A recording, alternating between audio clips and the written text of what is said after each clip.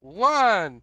Hello, everybody, and welcome back to the Mite Mite No podcast, episode 8, 6, 7. I don't know. Math is hard.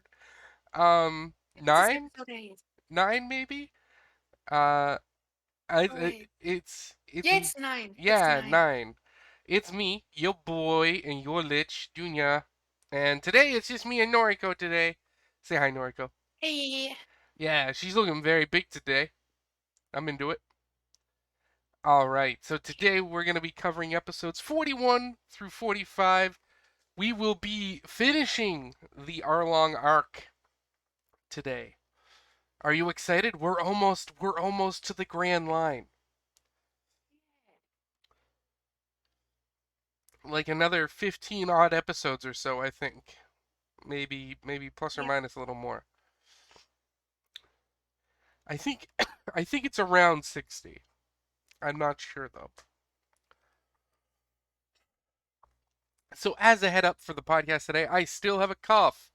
Uh like I did the last time we recorded with Rudy, and I have not been able to get to a doctor because life in Japan is actually hell a lot of the time. So, if I start choking and dying, I will attempt to mute myself. It will not be an easy process. Bear with it. Thank you. Onegaishimasu. Okay, so let's start with episode 41. Let's dive right into the meat. Because most of these episodes are like pretty compact, I'd say, because it was a lot of fighting. Which Yeah. is a good because these were some really good One Piece fights, mixed with some not so great It's an moments. amazing episode. Yeah, there were some key stand-in moments that stand out as being like some of my favorite moments in One Piece. Um, Definitely. So we open with a quick recap of all three of the boys taking out their respective leader. Zoro took out Hachi.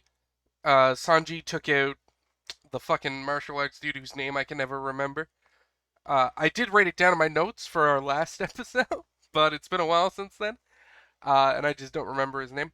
And Usopp took out Chu. Um, I did write down that there's a moment here at the end of this where Arlong is shown, but it's just his legs. We're like seeing something from a weird perspective, and it's just Arlong's legs, and they're so skinny and weird looking. Like I had to write down that Arlong has very odd legs. Um, He does. and it was just such a weird scene.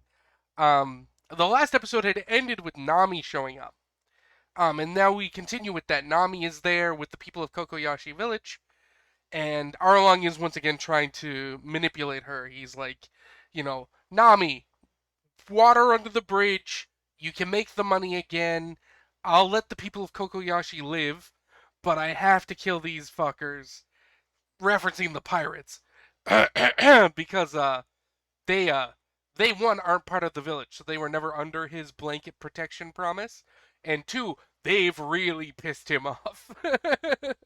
um, and we do see again that inner turmoil with Nami, where she has that moment of dialogue in her head where she's like, "If I just say yes, everyone will be safe, at least for a little while."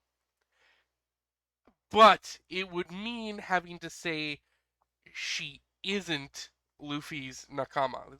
She isn't his crewmate. And there's a really good moment where she's having this inner dialogue with herself, where it's Luffy once again putting the hat on her head and saying he'll help her. Of course he'll help her, which is the scene that makes me cry.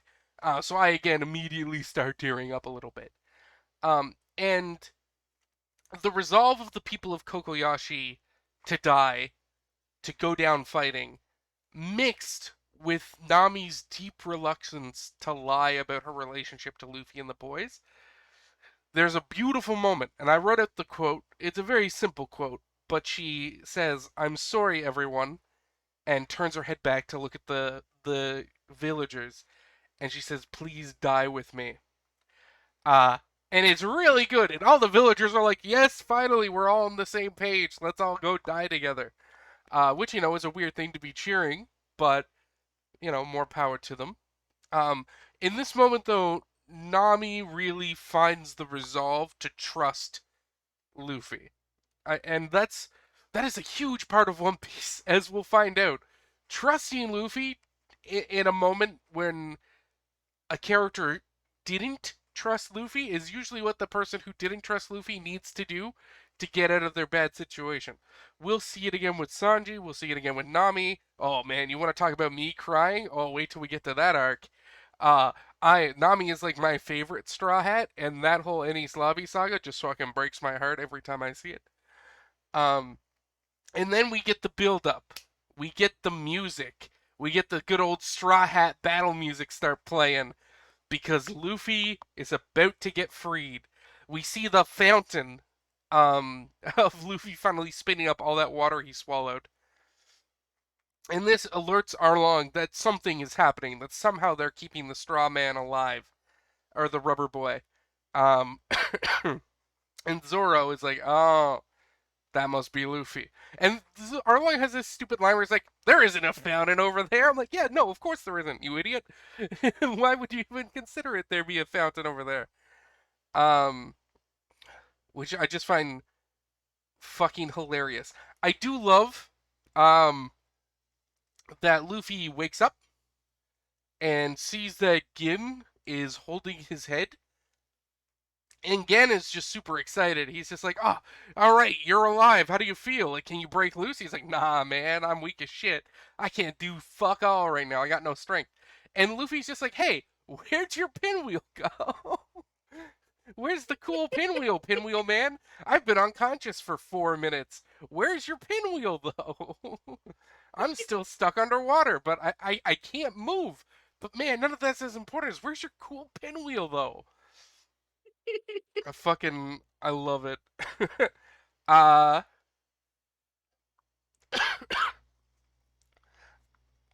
so that was all great.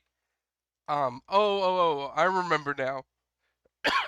In my notes, excuse me, in my notes I'd written down 30 seconds, and I got confused as to why, because it's been a while since I watched the episode. Zoro tells Sanji he can give him 30 seconds to go fight, or go free Luffy. So Sanji dives into the ocean, and Zoro goes to take on Arlong alone in his heavily crippled state. Um, however, uh, like, what happened to those 30 seconds? Like, those 30 seconds last about 15 minutes. Like, those are the longest 30 seconds in One Piece. Maybe. I want to think about later if there's something that's timed specifically. But the fact that Zoro calls out, you got 30 seconds, and then the like 15 minutes of episode happens. I just find that very funny. Um, Usopp is there and being annoying and doing his shtick, which is funny, but it's Usopp. I don't love early Usopp as much as I like later Usopp, so I just wrote down fucking Usopp in my notes. Uh, Hachi wakes us up um, from his initial fight with Zoro because these fishermen are pretty tough. At least the leaders are, and he goes to rush to stop Sanji. But before he does, Usopp goes to shoot a rubber band of doom, and Arlong just ignores him because Arlong is just tired of Zoro or Usopp's shtick at this point, and he's just heavily focused on Zoro. But Hachi freezes and covers his eyes with his arms, afraid that a rubber band was going to hit him. And even Usopp's reaction to this is fantastic. Because Usopp's like, you believed it! What? um, which is just very funny to me. Um, Hachi goes to dive in the sea. Zoro tries to stop him, but Arlong attacks him with his fucking nose because Arlong's just an idiot. Uh, like, I'm not a professional soldier, but I don't think a legitimate form of attacking someone who has swords is to thrust your neck in their direction. Like, it's so counterintuitive. I was like, oh yes, the neck, the weakest part of me. Especially when faced with a sword. Let me extend it directly to stab at you with my nose. I find it really dumb. It's great. Um, so Hachi dives into the water. Zoro ends up getting stabbed a bit by Arlong's nose. Um, so it's not going very great. We cut underwater, and Sanji is getting closer to Luffy. Nojiko sees him. I'm gonna have I might accidentally call her Noriko. Like in my head the whole time these episodes have been happening, I was like, in my head is like Noriko, Nojiko, which one is which? Uh, and we haven't. I don't think we've been in a recording yet where we talked about Nojiko. See, I just did it. Noriko. But the similarity between your name and hers has been fucking me up for weeks in my head. Um, I don't think I made any mistakes in the last episode, but I'm not gonna promise that I didn't. So Nojiko spots that Hachi is coming up behind Sanji, and she knows Sanji needs to free Luffy, so she swims past Sanji to block Hachi with her body. Um, and Sanji, of course, turns around confused in the water and sees Hachi, and there's no way he's just gonna let her get fucking wrecked, so he immediately tries to spin around, but he's not very fast underwater compared to the fisherman. And now we get possibly one of the top 10 moments in One Piece. This episode, I think, has two possible top 10 moments. I'm not sure. Um, it's very good. This episode and next episode are very good. So we cut back to Zoro and Arlong. Zoro is fucking just destroyed. And Arlong picks him up by the head and makes a comment about how silly it was for him to attack them like he did, with these minor wounds hindering him. And he says, what's even under this bandage? And we get the scene where Arlong rips the bandage off of Zoro's chest and sees that Zoro is really just two halves of a person stitched together by super glue and dreams. like, and it's really good because it's the first time where Arlong seems afraid of Zoro. Like up until this point, Arlong has been like nonplussed to aggravated to pissed off, but this is the first time we almost see Arlong afraid, and Zoro is just staring at him with the eyes of a dead man. This is also canonically the first time Nami has seen Zoro's wound, and her reaction is very good. Because again, she wasn't there when Zoro fought Mihawk. She had already taken the ship and left.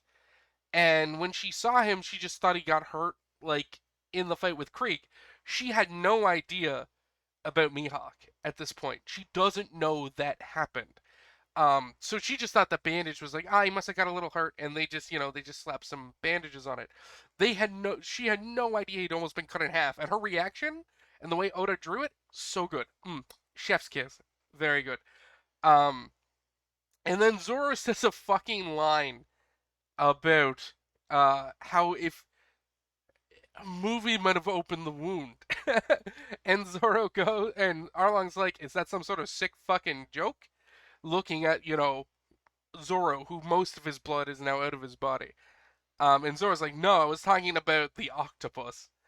And then we see Hachi's wounds just fucking erupt in blood underwater, and he goes out cold. And there's a fantastic line from Arlong. I think it was a thought. I don't think he says it out loud. I didn't remember this line in my previous watch through, so after that moment with Zoro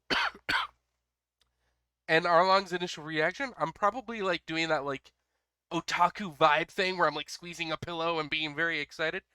And I just never noticed this line. Oh, excuse me. But Arlong gets ready to kill Zoro, and he literally, God damn it, he literally says, "This is a man I need to kill right here, right now. I can't let this man live another day." And I'm like, you know what? He's right. Like in my notes, I was just like, yeah, you're right. Like you should definitely kill Zoro right now where you have the chance. Like this is the one shot you got. Take it. However, Sanji then frees Luffy Uh, Luffy flings up into the air as his body, elastic, rubber, shoots up to his head and it launches him up into the fucking skybox. And of course, Luffy sees that Arlong has Zoro. But Luffy wants to be where Zoro is, so he grabs Zoro. And I just wrote in my notes, no, Luffy, don't do it. Um, and there's a beautiful moment where everyone else is like, it's coming. And Zoro is just like, Yamero! Hey, oh, Luffy, Yamero! Stop! No! And then Zoro just fucking throws Zoro into the sky. Which is fantastic.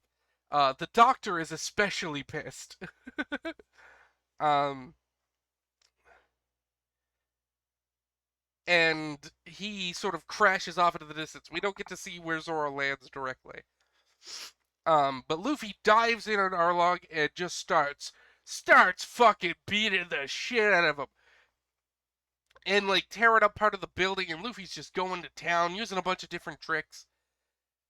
And everyone's like, wow, he can really do it. And of course, Arlong just gets up like it's nothing, just looking more upset. And he's like, what, you think that hurt me? And he's like, nah, man, that's just a warm up. I've been underwater for 4 minutes. I haven't been able to move. Ah, I need to kick your ass now. um, so at this point, Arlong's whole shtick is his philosophy that fishmen are better than humans, and he's just doing his whole racist bullshit. And Luffy just isn't having any of it, which I love. And there's this great moment towards the end of the episode where Arlong's like, "What is the difference between you and me? I'll tell you." And Luffy's just like, "Our noses,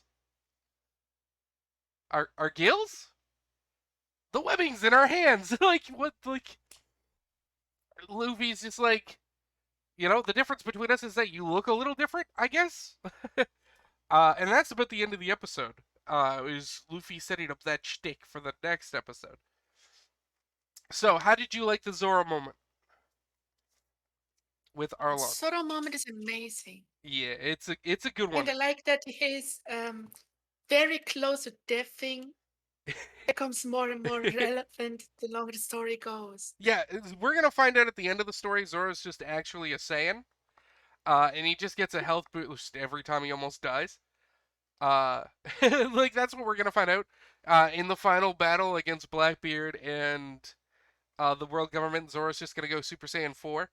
Out of nowhere, he's gonna skip 1 through 3, and he's just gonna go Super Saiyan 4. Or Super Saiyan Super Saiyan God, or whatever the fuck they're using these days.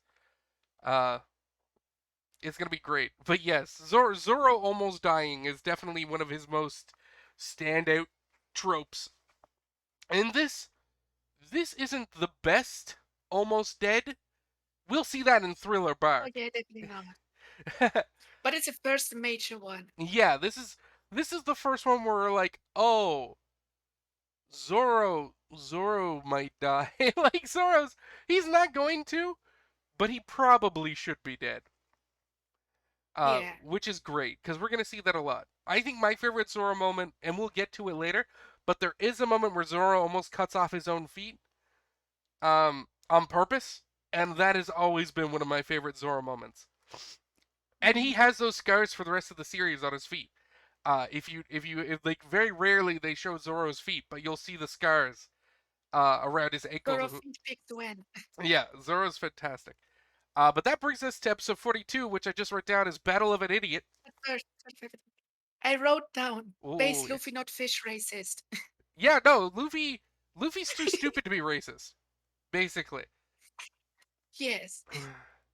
he couldn't possibly understand the concept of racism as like, why would you ever hate someone just because they're different from you? Hate them because they're an asshole. Uh, Yeah. yeah, but that is not the Fishman pirate philosophy, and we'll get into that here because as much as I like that Zoro moment, there is a much better moment for Luffy in the next episode, in my opinion. Um, so episode 42. Again, we recap the last episode. I don't I don't think I'm gonna say that every time, but assume now we're at the point of One Piece where at the end of every episode they spend the first like 3 minutes recapping the last episode. Uh, Yeah. so Arlong is being dumb,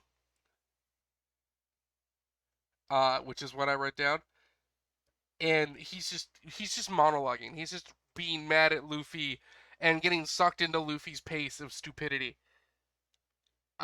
Which is just the way that it is, I guess. What did I write down here? Respect of Sanji's. I can't read my own writing, so you'll have to forgive me sometimes. Is this where Sanji tries to hug Nojiko? No, that happens later. I don't remember. Yeah, that happens later. Yeah, I don't know.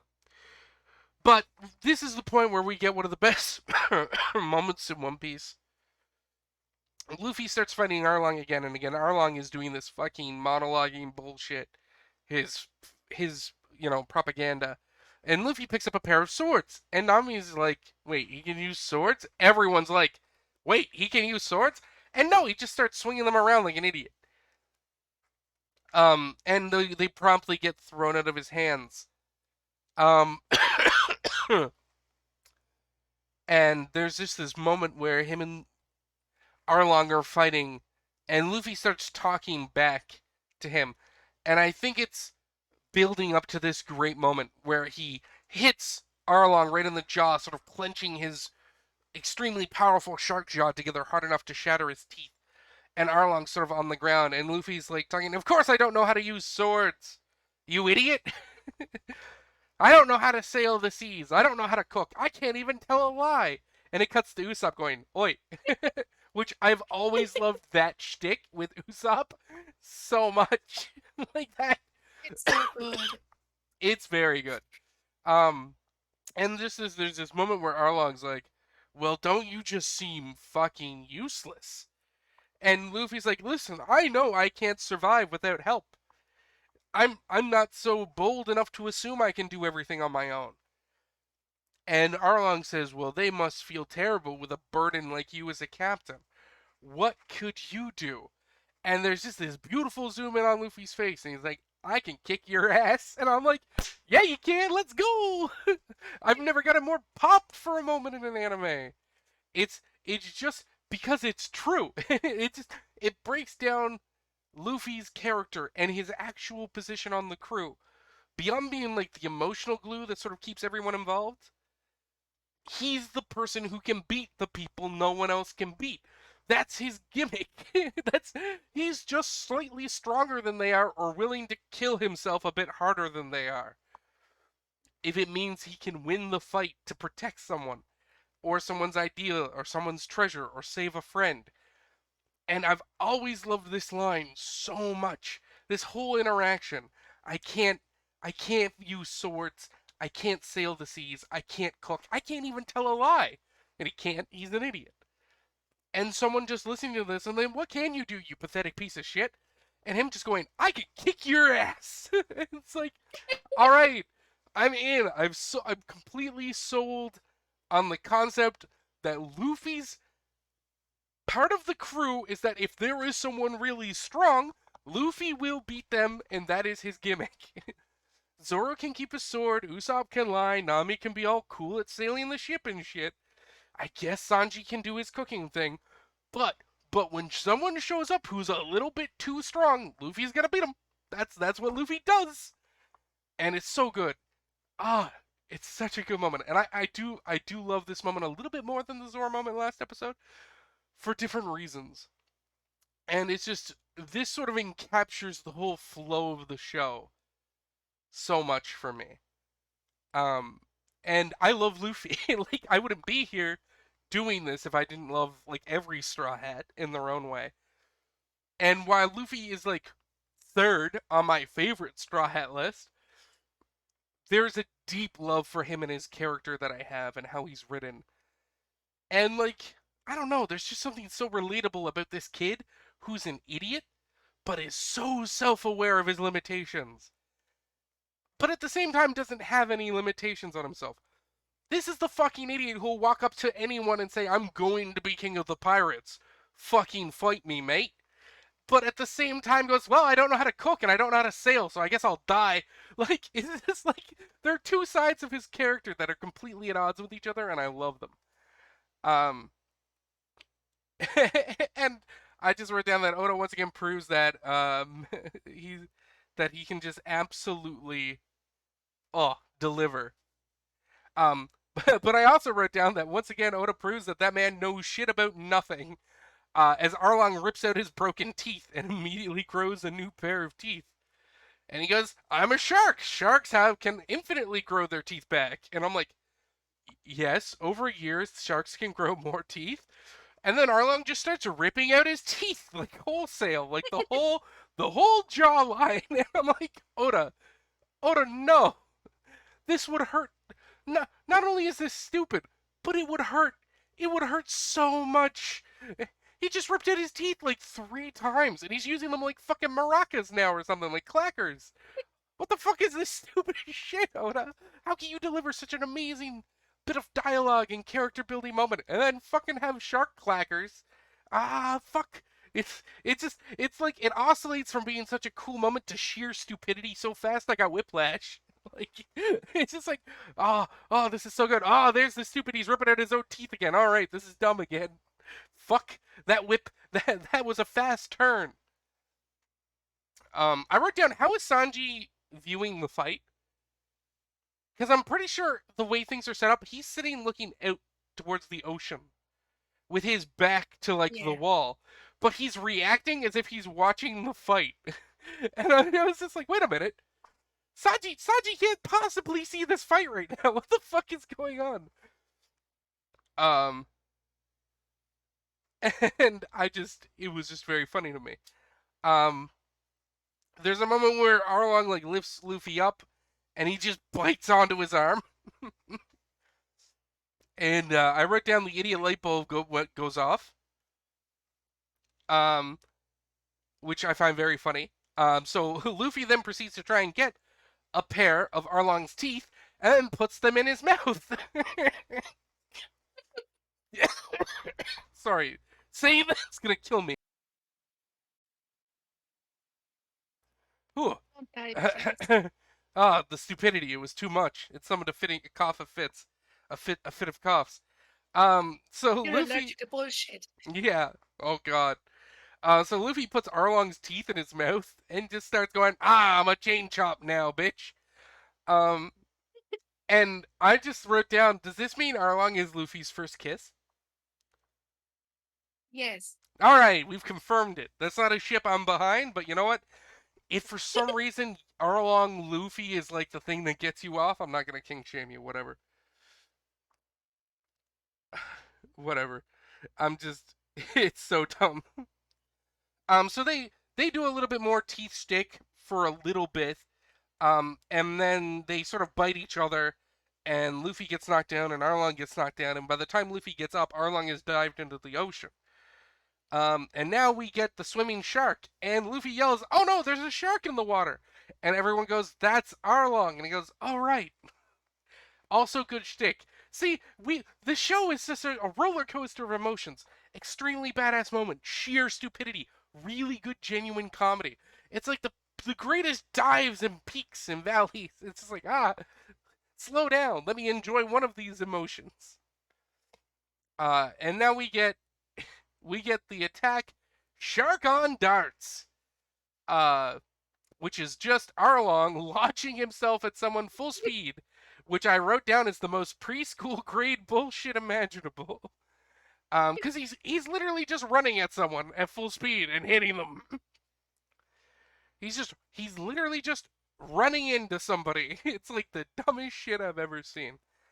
But of course, Luffy has to try and one up that with the Gum Gum Nose Shield, where he just stands at the water's edge and stretches his fingers out. Which leads to a Gum Gum No Finger Net into the Gum Gum No Spear, or Yari. He manages to catch Arlong in his net, and they do a little tussle. Um, Arlong sort of falls back down. There's a moment where Luffy might fall into the water, but he gets back over. Arlong pulls out his sword out of the wall at this point. His big old saw, his shark tooth saw, because he is uh fucking a caricature of a real person. Like he's not really like a person. He's just a character basically. So everything he does has to be kind of sharky.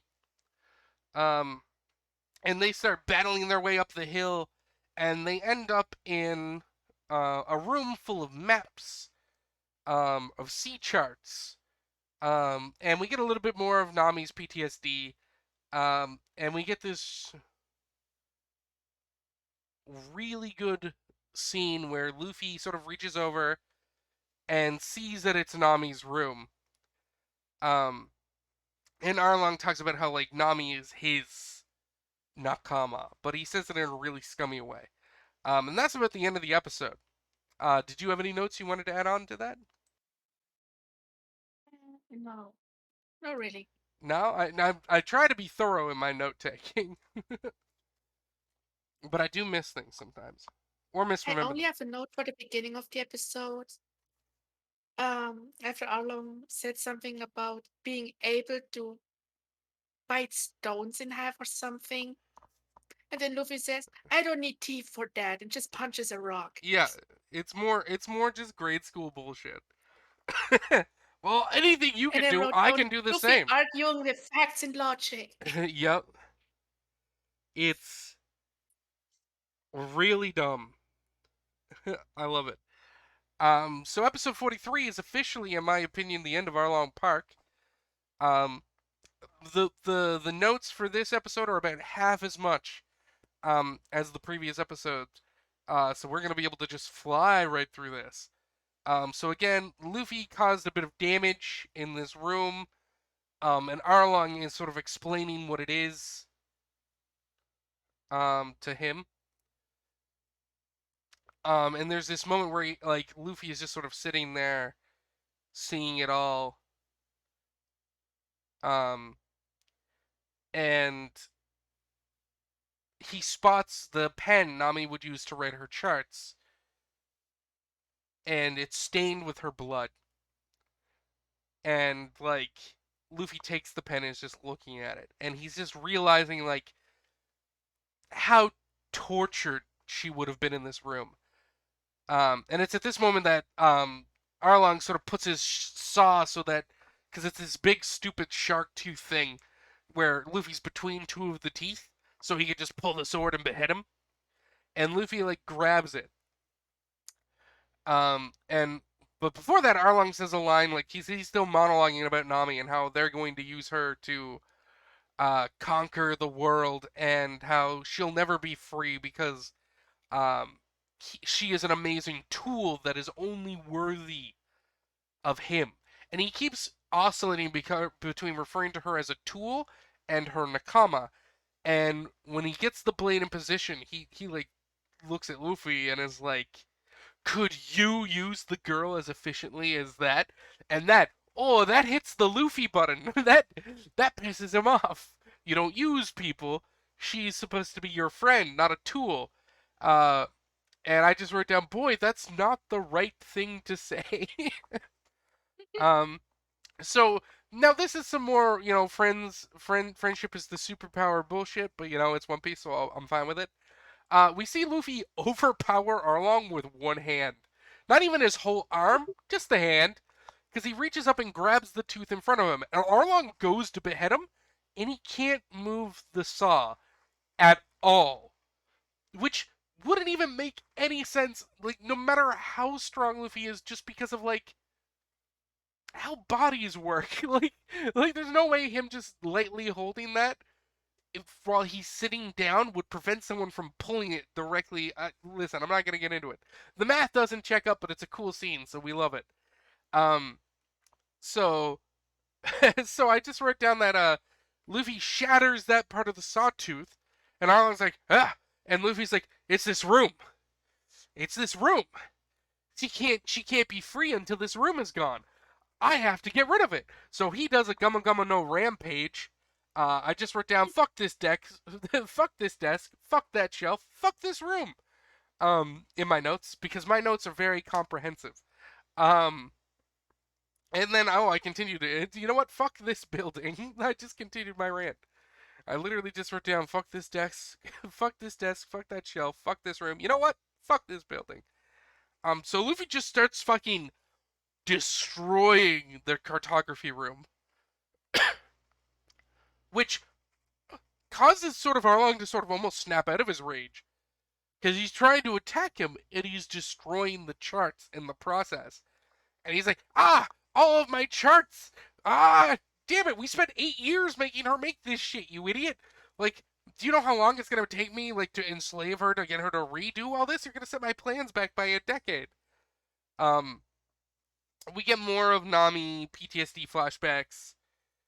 Um, as the desk sort of gets blasted out of the room, we get some more Johnny and Yasuku shtick in the background, but all the sound fades away and all the color fades away, and it's just Nami and the desk. And we get more of her PTSD flashbacks of the torture she suffered under Arlong for 8 years. And she realizes that Luffy is destroying the room. He's sort of destroying her prison. He's breaking the chains. He's not fighting Arlong right now. He's destroying the thing holding her back. Um, and it's very good. Um, However, I will say that these fucking reactions to the desk and everything take about 2 actual minutes of like still image reactions from people around the fucking area. And I just wrote down that I literally just watched for 120 seconds people do nothing. Uh, which I just found very funny. So Luffy, in a rage, throws his foot up into the air, way up, knocking the roof of the building off. And goes to use. Oh, before that. Before that. Arlong attacks Luffy and bites him, and we get one of the best, most satisfying moments in One Piece where Luffy breaks his fucking nose. um, I was like, why the fuck did I write nose break? And I'm like, oh yeah, that's why. So Arlong bites Luffy, and Luffy like can't pull away because if you pull away from a shark, it just rips whatever it's biting off of your body. That's just a thing with sharks. Fun fact, it's because of the way their teeth are curved. Um, if you try and swim away from them, they just rip whatever they have off of you. Um, so Luffy just reaches back and grabs him by the nose. Now remember, this is the nose that Zoro hit full power with his sword earlier. And Arlong was like, maybe if you were at full power, that would have scratched me. And then Luffy breaks his fucking nose. Like, bends it to a 90-degree angle, and it's brutal. Um, while Arlong is reeling back from having his nose broken, which he snaps back into position, which I can only imagine will make it so the nose is never the same again. Like, I'm pretty sure that didn't fix anything. Luffy kicks off the roof and goes to use one of my favorite Gum Gum techniques, the Gum Gum no On O, or Battle Axe. Um, Arlong does like a shark on darts drill, and he like dives at Luffy and bites him in the side and twists Luffy's whole body. But he brings his foot down right on Arlong's back and sends him all the way to the bedrock through the entire tower of Arlong Park. Good moment. Oh, and the triumphant music. Oh, I get shivers all up my body. Like, I'm at this point I'm so invested in the music of One Piece that if someone just plays like the triumphant One Piece, like the triumphant Straw Hat theme, I'll get shivers all over my body. I just it's an automated response to hearing the music that I get like goosebumps. Um and I just write down the fucking One Piece triumph music will never get old to me. And the whole building collapses. Like he rips Arlong Park in two, and then it collapses on top of Arlong and himself technically. Um, Everyone's a little worried, like, oh my god, is Luffy okay? And I'm like, he's made of rubber. He's fine. We'll see him literally get pressed into like a 2D shape later. He's fine. Don't worry about it. Um, so of course, Luffy pulls his way up out of the rubble, and he's just standing there, and he's drawn like all in shadow and everything, and he just yells, "Nami!" And it's great. And It's just really good. And he Make me just cry. declares absolutely that she is his crewmate, that she's his nakama. he's he's her navigator, and he'll fucking kill anyone who has a problem with that. Um, which is great. I love that.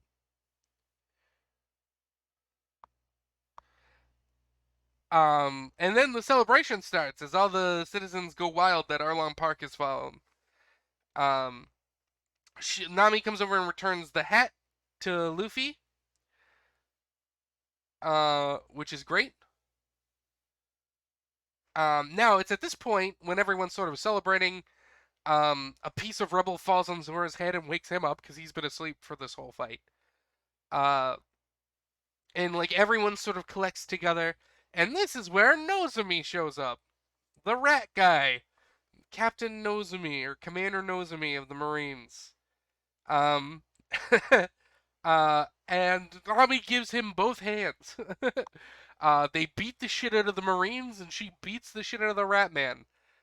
There's a great moment though where they're like starting to like threaten the people, and Zoro just shows up behind them, and he's just like, "Oi, I'll kill all of you." It's very good. Um, Nami makes them leave all of Arlong's money to be redistributed to the island. She makes them promise to rebuild Gosa Village, um, and also to return the money they stole from her. So that's a whole lot of stuff that gets to happen, which is very good.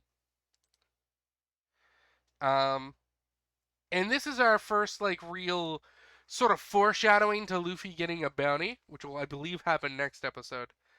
Um, but Nozomi runs off and he's like, "You Straw Hat, Luffy, that's your name, right? You're the captain. I will hunt you down to the edge of the earth. You'll be infamous." And everyone's just like, "Neat." Like everyone's like, "Yeah, cool, go off, slay queen." Um, Oh, and then we cut to him calling the Marines to get the bounty on Luffy, and he like faxes them a picture because faxes exist in One Piece for some fucking reason. Because it's made by a Japanese person, see, and they still use faxes every day because these people are fucking insane. Sorry, I live in Japan and I have a lot of pent up aggression against the entire Japanese system. Sorry. Um, and there's this great line where they're like, "You couldn't get a better picture," and it's just a massive smiling photo of Luffy. But most importantly, also a picture of Usopp facing the other way. Usopp really gets the what's his name from Monsters Inc. Mike Wazowski.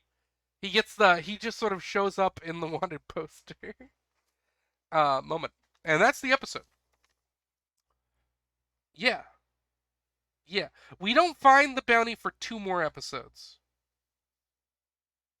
Yeah. I think, yeah. Was there anything else you wanted to include from the fall of Arlong Park? No. Yeah, it's a pretty good episode. It's got a great conclusion to the fight. Honestly, I still feel like Arlong and Luffy they did some fighting, but a lot of it was just like weird nonsense. But that's fine. Part of it was just Arlong being racist. Yeah, that's kind of his shtick. Um, but that's fine. We get better like arc ending boss fights later, where I feel Yeah. like there's more of an actual fight between Luffy and the villain. Because again, this didn't feel like a fight. It felt more like a conversation with a lot of running at each other. Um, that takes us to episode 44, which I've titled "Party Time." And Yay. not a lot fucking happens in this party. So we're probably gonna be this episode. We might, we might be able to get this episode finished in like just over an hour. Because not a lot happens in the next 2 episodes. We're kind of away from the main plot, sort of. So the party Yeah. begins.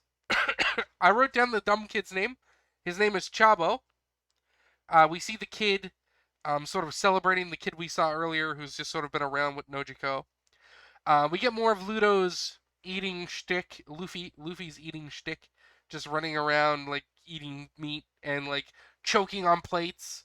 We get that shtick we always see with Luffy where he just swallows an entire plate and he gets stuck halfway down his rubber neck and he starts to suffocate and then the plate just disappears into him, I guess.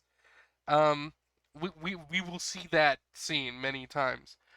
We see Zoro getting a proper doctor for the first time fucking ever. Um, and there's this beautiful moment where the doctor's like, "How the fuck can you guys be pirates if you don't have a doctor on your ship?" And Luffy pops up in the window. It's like, "A doctor sounds good, but a musician has to come first." And Zoro's like, "Why?" And he's like, "Well, pirates sing, don't we? Like, isn't that more important?" Which I do love. I just, I love the shtick of Luffy just wanting a musician more than any other crew member. I love that so much. Because, again, it just, he never loses the romanticism of his idea of a pirate. Because in his head, a pirate sings. Pirates need a musician on their crew, of course. Or else, how will they sing all their pirate songs? Like, and it's just like, boy, you live in a war zone. He's like, yeah, but I mean, I'll sing. It's so good to me. I don't know why. I just love it. He asks where Nami is, and the doctor plays the pronoun name. He's like, "Ah, oh, well, she must be there." And he's like, "Fucking just tell him. Like, stop it." Um, yeah, I found that really dumb. We see Nami at the gravesite of Belmare, and we see Nojiko there and Gen, and they're the two sisters are being very cute. Especially about like talking about Nami leaving to be a pirate. I just wrote down that Gen definitely fucked their mom. That's literally the note I wrote in my book. Just like he def fucked their mom.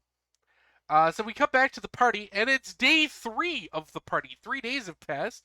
If you are not paying attention to the dialogue in One Piece, you will lose weeks of time because sometimes the character just says, "Man, this party's been going for 4 weeks," and it's like, "Wait, a month happened? What?" And like you gotta pay attention to that shit because Oda never talks about it outside of those throwaway lines. So 3 days later, we get more of Usopp's shinging shtick, which we will get a lot of over the course of this story. I wrote down that Nojiko is a fucking monster, because we see her interacting with the kid, and she's just fucking being brutal. She's like, "Aren't you mad? If he had come and killed Arlong and taken out Arlong earlier, your dad would still be alive." And I'm like, Jesus, lady, like, I get when you were being mean to him before to make him realize that you know what he had something worth living for with his mother. Now you're just being an asshole. Like now you're just being like hateful. Like holy shit. Yeah. So I wrote down Nojiko is a monster. It's just, which it does seem to be. Nami gets a cover up, which is great. She gets a new tattoo. We see Luffy being an idiot.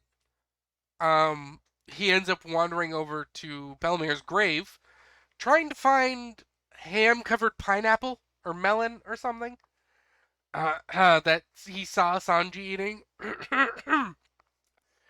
We get some shtick where Luffy doesn't know how to say a Japanese phrase, but he keeps saying phrases close to the phrase in sound but not in meaning. Where he was trying to say like my condolences because he found someone like praying at a grave, but he just couldn't say the word because again he doesn't have a very good education, which we'll see later. It's a miracle Luffy can talk at all. Um, some days. And then we get a cute moment where he promises Nami's dad to never make her sad. And then it's time to leave. Um, we do get a lot of inherited will. We get this beautiful scene where Nami hallucinates. Not unlike Usopp's hallucinations on his own leaving home tour. We also see her load up a bag with too much shit, which I find very funny. Um, but Nami is in the house and she sort of sees Belmere and she's talking to her about leaving with the boys and being a pirate and inheriting her mother's will and love of freedom. And as she's about to leave, like Belmere sort of like gives her a push out the door or some shit. and she reacts as if she actually felt something. Um, and like I'm a sucker for this. I love the inherited will trope. Like that's literally 100% of what Naruto is, and I like Naruto. So when it pops up in my other shit, I'm like, ah, yeah, more of that thing I like. Lather that on extra thick for me, please. Ah, nothing's better Yeah. than just really, really caring about other people and wanting to see their dreams fulfilled. Like it's just it's my it's my love language. So I'm totally into it. Johnny and Yosuke say that they're gonna stay behind and retake up their bounty hunting career. Zoro and Sanji do a bunch of fighting. There's a moment where they're like, "What if Nami doesn't come? Because like we saved her village, she doesn't need to be a pirate anymore." Um, and Sanji was like, "That's 98% of the reason I'm on this ship." And I'm like, "Dude, the all blue. Like, I get Oda is making your shtick is that you're horny, but I need you to be more than that." And he just isn't a lot of the time, and it's really annoying. Because he has a cool thing that he wants to do, but he never talks about it or acts up on it or just because he's horny. And I'm like, he could be both. Oda, let him be equal parts in love with the romantic idea of all blue and equal parts horny. Just stop being all horny. Just do a little bit more of the other side, please. Um, Nami appears and yells for them to set sail. And it becomes quickly aware that she's going to leave without saying goodbye. Because, you don't want tearful goodbyes. So Nami begins running through the crowd, and they're like, ah, she's trying to get away. Stop her, stop her. She's going to leave without us. We haven't even thanked her yet. Like, what? We can't. Like, what's going to happen? Um, she jumps out onto the ship in this crazy fucking Michael Jordan Space Jam esque jump and lands on the ship. And then there's this sort of horny scene where she like lifts her top up that I've always felt was like weird. And then all the wallets of everyone she just ran by begin falling out of her shirt in a shower of infinite wallets out of her tits. And everyone realized that while she was running between them and dashing through, she pickpocketed all of them. Um, and once or twice when she's actually running in the animation, you can actually see her hands like doing the pickpocketing if you're paying close attention to the frames. But like, it's kind of dumb, but it's all right. And everyone immediately gets mad at first. You're like, ah, come back, you cat thief, you burglar, you scoundrel. I love you. Come back anytime. We'll miss you. Right? Like it starts off angry because they just all robbed her, but I mean she also left all that money there for them. Um, so I doubt they're losing anything in those wallets except maybe some treasured photos, which kind of makes Nami like Nami. Those people could have had like the only photos of their dead relatives in there, and you just fucking took them and ran off. Um, but it's a good moment where everyone's yelling for her to come back, and there is a cute moment where she's like, she does say goodbye, she thanks them and says she'll come back. Um, and then oh, we get a moment where I almost cry because now we get the flashback for the pinwheel, and man, leave it to Oda to to give me a reason to fucking cry over a goddamn children's toy. We find out um there's a moment between Nojiko and Gen where she asks him, like Luffy asked, "Where's your pinwheel? It's gone." And he says, I don't think I need it anymore." And we see a view of the ship leaving from Belmir's grave, and on the grave is a tangerine, um, and Gen's pinwheel, which is a beautiful scene. I've actually painted that scene in Passepartout. It's one of the only drawings I've ever done in my life where I'm like, you know what, I did all right. I love that scene. And we get a flashback to early on when Belmir had first arrived at Cocoyashi Village with Nami and Nojiko, and Nami cries every time Gen shows up because he just looks like this big, burly, scary man. And in an effort to try and because he thinks she's very cute, he wants to hold the baby. He just loves the little baby, but she cries whenever she sees his big scary face, and he makes him so sad. So he wants to hold the baby. So in order to try and trick her into looking not at his ugly face, I guess, he puts a pinwheel in his hat. And Belmir's like, that's, again, come on, that's not gonna work. And then Nami starts laughing. And we find out that this fucker has kept a pinwheel in his hat for 18 years. Just so this little girl wouldn't cry when she sees him. I love him so much. That moment gets me. as someone who just loves working with kids of all ages, it gets me. It's a good moment. And that's about the end of that episode. Did I miss anything you wanted to bring up? So this episode made me cry 2 times. I did tear up with the windmill flashback, but I did not cry. You cried twice. What was the first time? With Nami at the house, Okay, talking to okay, okay. Belmere. Yeah, that's a good moment. I see the inherited Shit will like that just moments. gets me. See, the inherited will moments, they don't make me sad, they make me like hype. Like I'm like, yeah, yeah, have this conversation with nobody. Yeah, like this is it might not be real, but it's real to you and it's real to the memory of this person and like who could say that isn't real? Fuck yeah, inherit that will. Right? Like for some reason those scenes like they hype me up instead of making me emotional. Typically, I want to say. I don't want But when to I say I cry, it's not a sad cry, it's a holy shit, yeah cry. That's fair. You I know? I very rarely ever cry that way. uh I only usually cry by watching anime. no, I can just make myself cry whenever I want, but like it's usually a sad cry. I've never really experienced like a happy cry. Maybe Get one day. only happy cries. No, I only horribly depressed cries. Well, no, That's sad. I guess around episode 337 there's a moment where I happy cry. But it's happy crying. It's still coming from a sad place, but for a happy reason. I don't know. We'll get to that episode later. Right Bittersweet now, cry. right now, I will cry at that episode. Just thinking about that episode will make me cry. Um, we have episode 45, baby, and this episode almost fucking nothing happens, so we can just zoom right through this. So this is an episode we'll see several like this over the course of the series, where the Straw Hats, someone on the Straw Hat crew acquires a bounty. So we get the crew reacting to the bounty, and then we get everyone connected to the members of the crew reacting to the bounty. And that's basically what this episode is, thrown in with some shitty filler. Um, so yeah, that's basically what it is.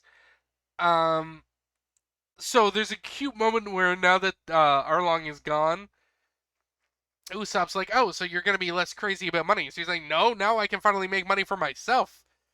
Now I can finally just buy all the cool, expensive shit I want to buy." And it's just like, of course.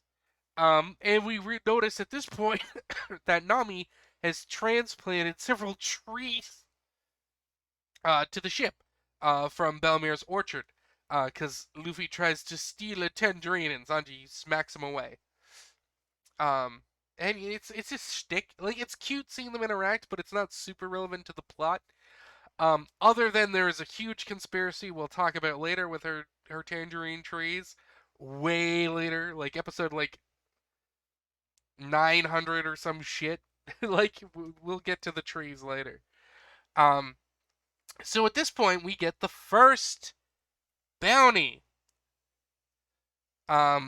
Before that we cut to the Navy, and we see a bunch of impressive looking naval people who don't fucking matter, who aren't vice admirals or admirals. So we like never see these guys again except for big Navy meetings. Like these people, like I don't know, they all have names, they all have ranks. If you're interested in knowing them, I'd suggest looking up Teching's video about the Navy ranks. He does a video on Teching 101 where he goes over like every named Navy officer. And like, if you want to waste like 2 hours, it's a good way to waste 2 hours. But like, I don't remember any of these guys' fucking names because they're bland as shit. Um, but they're there talking about the East Blue, and they have the bounty posters for three. Is it three? Three notable pirates: Buggy the Clown, Don Krieg, and Arlong, the three biggest names in the East Blue. The people in the East Blue with the highest bounties. Um, and he says this new pirate, this Mugiwara no Luffy, beat all three of these people with a crew no bigger than four, and he took out a captain of the Marines, Exan Morgan. I think he actually does specifically bring up Morgan in this meeting, um, Mhm. which is interesting to me. And so they say that they're delivering on to Luffy an unprecedented first bounty, one of the highest first initial bounty a pirate has ever received. 30 million berries. Which, now where we're at in the story feels like chump change. Um, but it's a big number. It's bigger than Arlong. I think it might be bigger than Krieg and Buggy's combined, or theirs is only slightly higher. But 30 million is a league ahead of the other three pirates that he's defeated. Um, which is cool. We finally get Luffy's first bounty. We get the crew's family and friends reacting to the bounty, um, which is great. We see the crew reacting, which is fantastic. Usopp's acting like the cock of the walk because he's in the bounty poster. And Sanji is lamenting that he's not in the picture. Um, and oh boy, will we deal with Sanji's wanted posters later. this is the start of Sanji being upset about his wanted poster appearances. And that will become a major plot point later. Um, which is just great. There's this moment where like Zoro is like, "Well, now even the strong bounty hunters won't leave us alone," and I'm like, literally at no point in canon do the Straw Hats ever deal with a bounty hunter.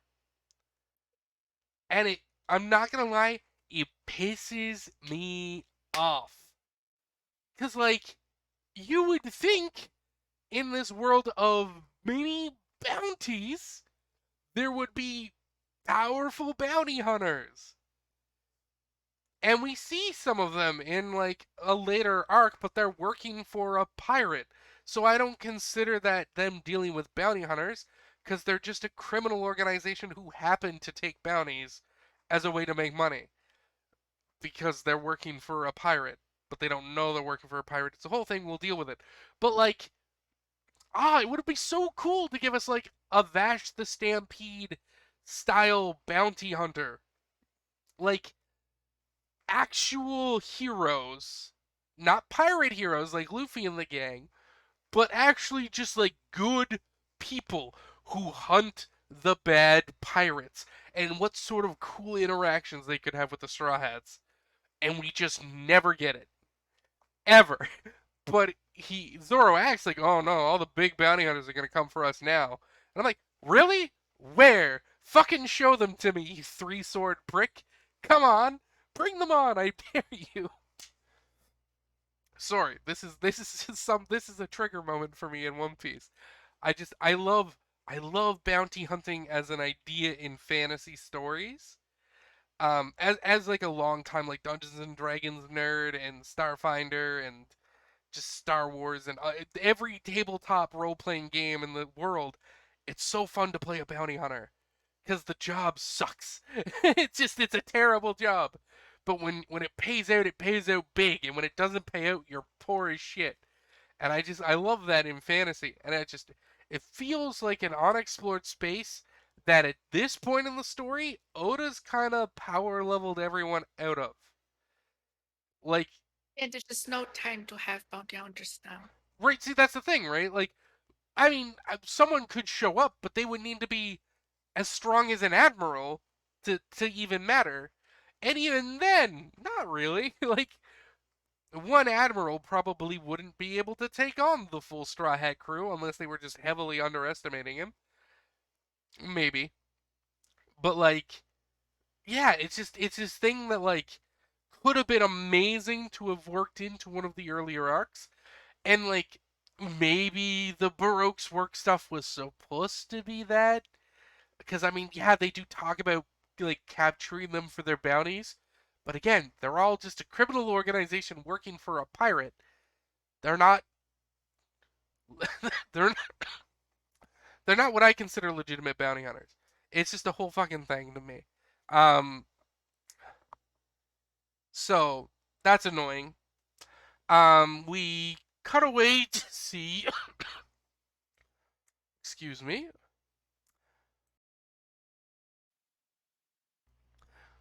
Okay, I think I can breathe. The bounty hunter thing really took it out of me. We cut away to Full Body, who's been demoted on a wreck of a ship.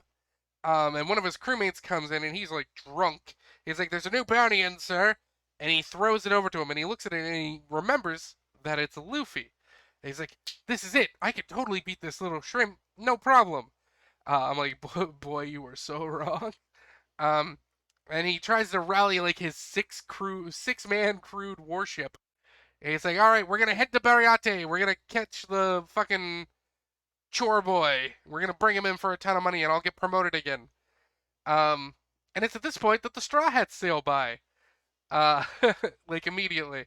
So he turns his ship around to sail up beside them and demands that he surrenders. And Luffy's like, "Hey, are you stranded? Do you need help?" And I love that moment so much. As much as I think that this whole scene like could just not exist and I'd be happy for it, I do love that Luffy's like, "Oh, you're that idiot. Are you stranded? Do you need help? Like, we'll take you to an island. That's okay. Like, I don't mind. Do you need help?" It's like, Luffy, he's a marine. He's gonna try and hurt you. Stop. I know he can't, but like, Luffy, come on, some situational awareness, please. Which is great. They I just wrote down, "Don't shoot that poor cannon," and then they shot it twice. Once Zoro cut the cannonball in half, and the Navy were like, "Whoa!" And the second time, it just blows the fuck up. Which is very funny. And despite being shit, I wrote down that Full Body has a strong head. Because he gets kicked in the head at some point by Sanji, who comes out and is like, "What's with all this noise?" And Full Body's like, "Ah, it's the cook boy who beat me up. Why are you here?" And he's like, "Oh, it's you again." It's like, "Ah, run away!" And they just abandon their ship and dive into the water. Like they just leave their warship behind. Um, and the crew just sails away. Then we cut over to Mihawk visiting an unnamed island. There's some tensions and high atmosphere as the crew of this ship or this crew sort of anxiously brings me news that Mihawk has arrived and Mihawk is there. And we realize he's visiting Shanks. And the two of them are having a conversation. And this is really our first time outside of interacting with Buggy where we find out that Shanks might be important. We don't really learn much from Buggy's talking about Shanks, but the fact that Mihawk went to Shanks and they're talking about fighting each other, it's just like, whoa, what? We just saw Mihawk beat Zoro like it was fucking nothing. He he's talking like he and Shanks were like equals at some point. What the fuck? And we find out that Shanks is hungover. But then Mihawk delivers Luffy's wanted poster, and they decide to have a huge party. Because remember, kids, the cure for a hangover is drinking more. You can't be hungover if you're still drunk. Um, and then we end with Nami talking a little bit more about what's ahead of them before the Grand Line and an island with a city called Roguetown? Roguetown. Uh, Loketown. yeah, which is Gold D. Rogers' hometown, his birthplace, and where he was executed.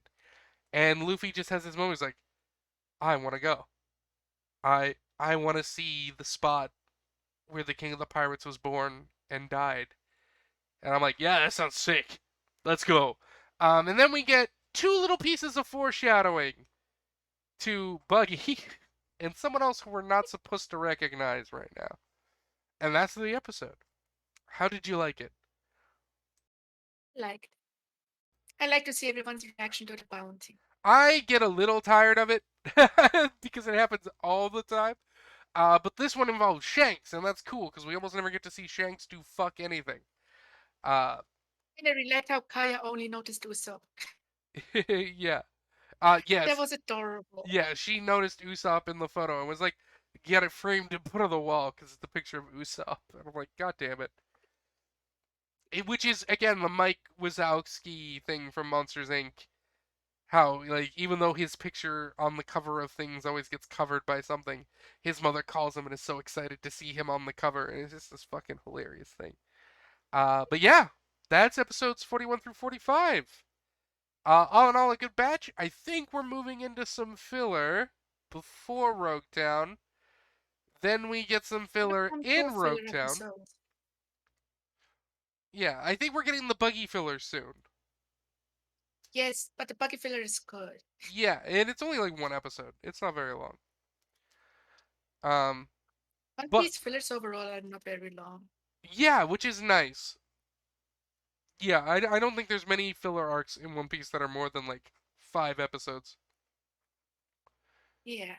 However, we are hitting a small little window where we're gonna get hit with a lot of filler fast.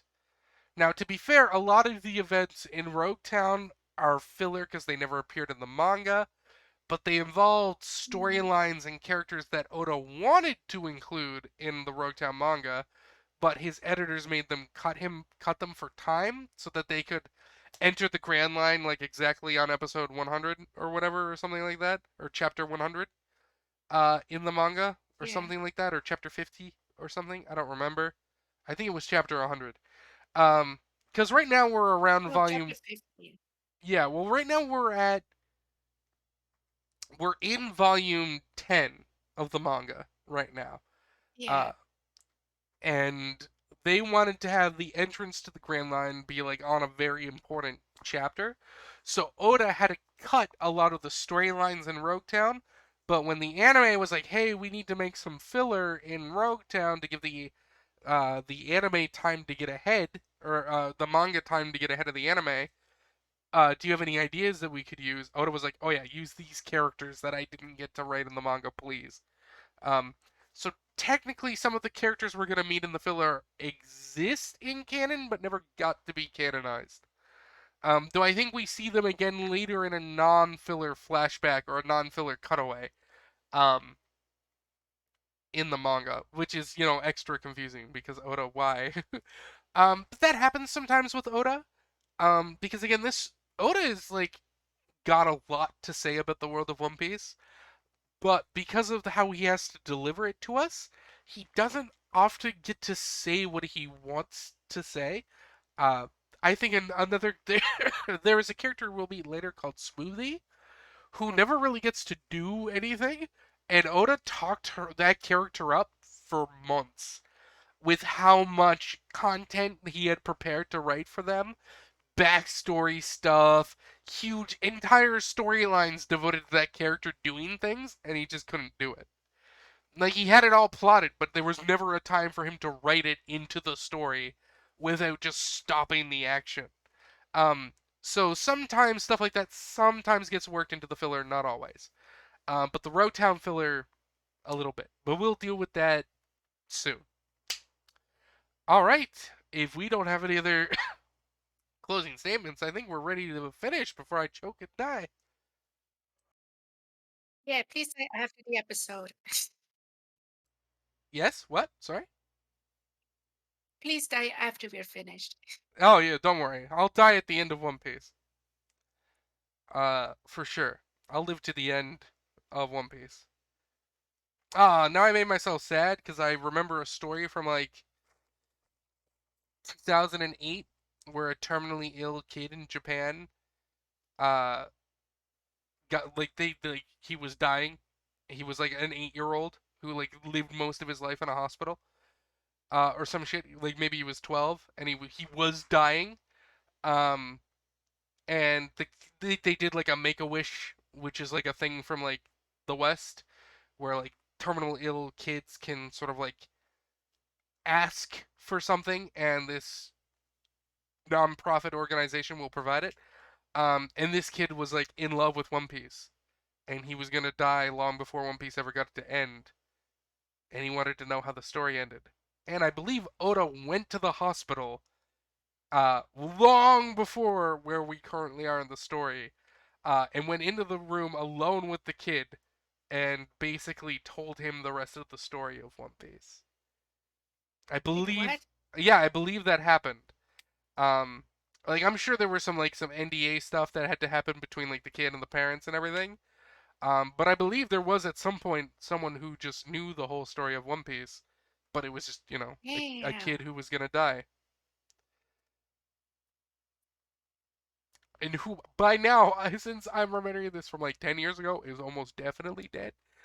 Um, so like sad sad note to end the episode on, I guess. Um, but I don't know if I was terminally ill and they gave me one wish, and it was before the end of One Piece. You know what? That might be a reasonable thing to ask for. It's like I want to know. I've dedicated Yeah. like over 10 years of my life to this show, like 20 odd years almost, loving One Piece. To think that I wouldn't get to see the end of it is heartbreaking. And like, yeah, no, I again, this could all be hearsay because my memory isn't as good as it once was. But I believe that was a thing that happened like in early university for me, where there was like news articles talking about this kid in this terminal hospital in Japan who knew the ending of One Piece because Oda went to his hospital and told him the whole rest of the story as part of this kid's dying wish, basically. Yeah, it's a wild world we live in. All right, goodbye, everyone. Now that I've depressed everyone, it's time to run away.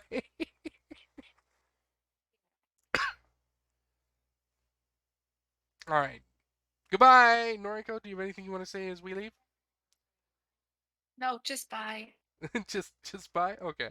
Yeah. Peace.